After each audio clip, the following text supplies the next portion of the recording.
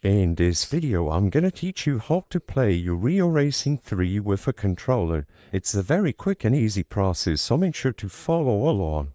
There isn't any special setup that you need to do in order to play Rio Racing 3 with a controller. Just make sure that it is connected and properly detected by your phone. As you can see, I open up the game with my controller already connected through Bluetooth, but you can use a cable if you wish, and the game automatically detected and set up everything. It's telling me to flick the right joystick to get started, and as you can see, all the controls are already set up. You can also head into the settings by clicking on this icon at the bottom left corner of the screen and choose between the control modes as necessary.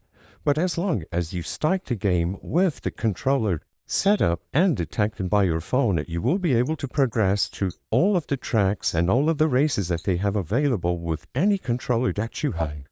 As you can see, I'm inside of the game and it's already been detected. I can control my car with the joystick on my controller, change the camera on the go, and everything is already set up. You will be able to do this with every single race in the game without any sort of special setup.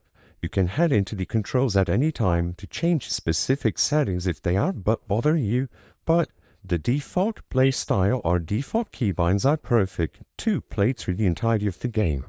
I hope I was able to help you on how to play Rio Racing 3 with a controller. If this video helped you, please be sure to leave a like and subscribe for more quick and easy tips. Thank you for watching.